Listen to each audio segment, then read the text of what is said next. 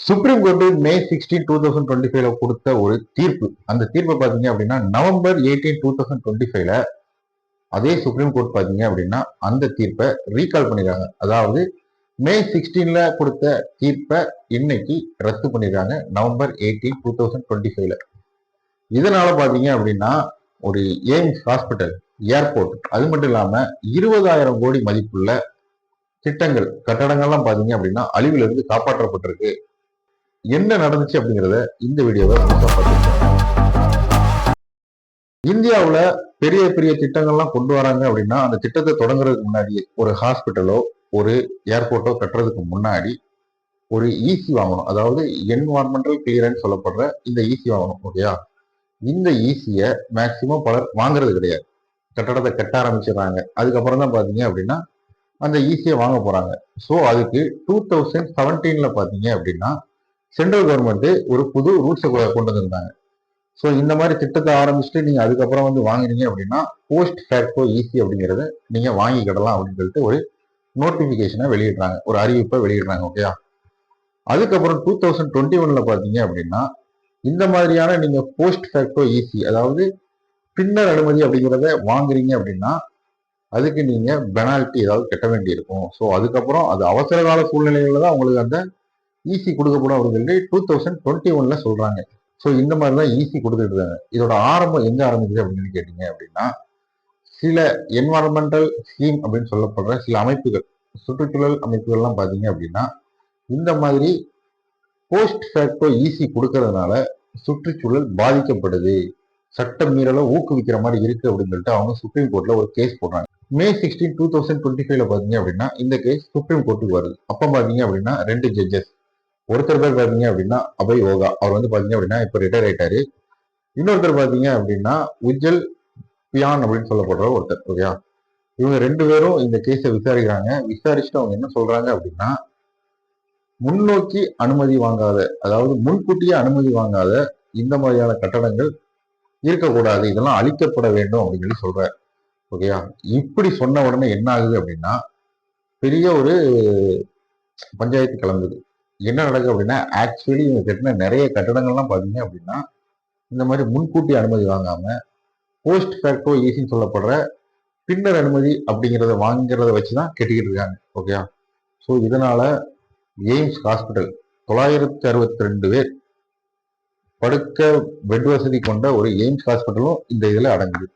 இது மட்டும் இல்லாம பாத்தீங்க அப்படின்னா ஒரு விமான நிலையம், கர்நாடகாவில் இருக்கிற விஜயநகரம் அப்படிங்கிற இடத்துல கிரீன் ஃபீல்டு அப்படின்னு சொல்லப்படுற ஒரு ஏர்போர்ட், அந்த ஏர்போர்ட்டும் புதுசாக கட்டினாங்க. அதுவும் இதே பஞ்சாயத்து தான் வருது.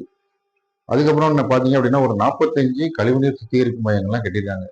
இந்த கழிவுநீர் சுத்திகரிப்பு மையங்கள்லாம் பாத்தீங்க அப்படின்னா 6 குளங்கள்ல போய் கழிவுநீர் கலக்கக்கூடாது அப்படிங்கிறதுக்காக கட்டப்பட்டது. ஸோ இதை இடிச்சுட்டாங்க அப்படின்னா அந்த கழிவுநீர்லாம் பாத்தீங்க அப்படின்னா அந்த 6 குளங்கள்ல தான் போய் கலந்து அந்த ஆறுகளும் குளங்களும் மாசுபடும். ஸோ இந்த மாதிரியான பொது திட்டங்கள்லாம் இருக்கிறதுனால என்ன பண்றது அப்படின்னு சொல்லிட்டு யோசிக்கிறாங்க. அப்பதான் பாத்தீங்க அப்படின்னா நவம்பர் 18, 2025 இதே கேஸ் மறுபடியும் வருது. இப்போ பாத்தீங்க அப்படின்னா 2 ஜட்ஜஸ், ஆனா வேற ஜட்ஜஸ். ஒருத்தர் பேர் என்னன்னு கேட்டீங்க அப்படின்னா PR கவாய் அப்படின்னு சொல்லப்படுற ஒரு சீஃப் ஜஸ்டிஸ். ஓகேயா? இன்னொருத்தர் பாத்தீங்க அப்படின்னா K வினோத் சந்திரன் அப்படின்னு சொல்லப்படுறவர். இவங்க 2 பேரும் இந்த கேஸை நல்லா விசாரிச்சுட்டு நல்லா பரிசீலனை பண்ணிட்டு என்ன பண்றாங்க அப்படின்னா ரீகால் பண்றாங்க. ஆக்சுவலி இந்த மாதிரி திட்டங்கள்லாம் பாத்தீங்க அப்படின்னா சுற்றுச்சூழலை பாதுகாக்கணும் அப்படிங்கிறதுக்காக தான் இந்த திட்டங்கள்லாம் கொண்டு வராங்க. இந்த எய்ம்ஸ் ஹாஸ்பிட்டலா இருக்கட்டும், ஏர்போர்ட்டா இருக்கட்டும், அது மட்டும் இல்லாமல் இந்த சுத்திகரிப்பு மையங்களா இருக்கட்டும்.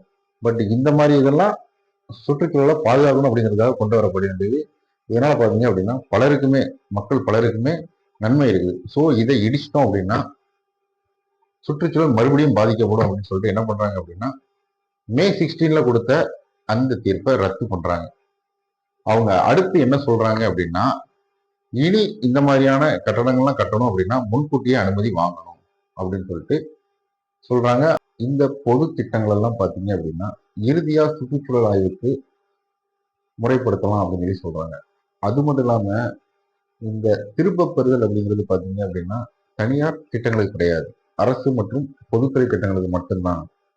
தனியார் திட்டங்கள்லாம் பாத்தீங்க அப்படின்னா கடுமையான மதிப்பீடை எதிர்கொள்ள வேண்டி இருக்கும். ஏன்னா அதோட தாக்கம் இன்னுமே அதிகமா இருக்கும் அப்படின்னு சொல்லி சொல்லியிருக்காங்க.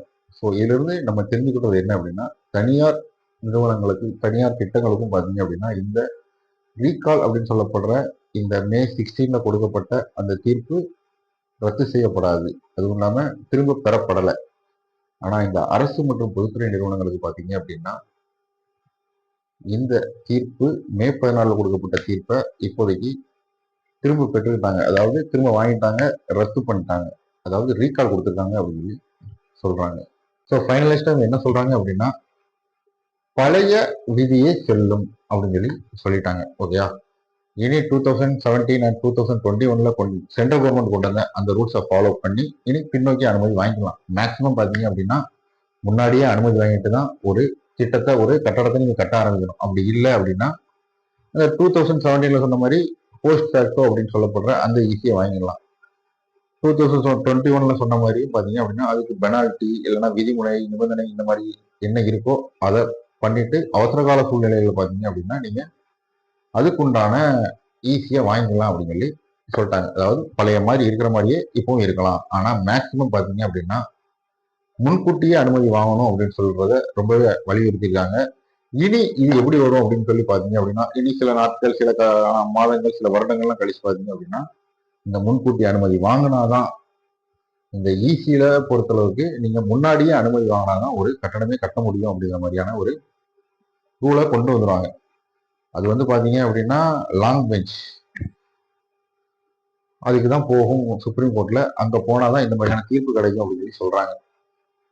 இதுல இருந்து நமக்கு என்ன தெரியுது அப்படின்னா, சமநிலையில அவங்க சொல்ல வராங்க. அதாவது என்ன அப்படின்னா, ஒரு சுற்றுச்சூழல் பாதுகாப்பு அப்படிங்கிறது எப்படி இருக்கணும் அப்படின்னா, சுற்றுச்சூழலும் பாதுகாக்கப்படணும், வளர்ச்சியும் இருக்கணும். சுற்றுச்சூழல் பாதுகாப்பு இல்லாம வளர்ச்சி இருக்கக்கூடாது. ஸோ ரெண்டுல ஏதாவது ஒன்று இருந்தா கூட அது மக்களுக்கு ரொம்பவே நன்மை தராது அப்படின்னு சொல்லி சொல்றாங்க. ஸோ இந்த வீடியோ பிடிச்சிருக்கு அப்படின்னா லைக் பண்ணுங்க, ஷேர் பண்ணுங்க, சப்ஸ்கிரைப் பண்ணுங்க. நான் கார்த்திக். நெக்ஸ்ட் வீடியோ பண்றேன். பாய்.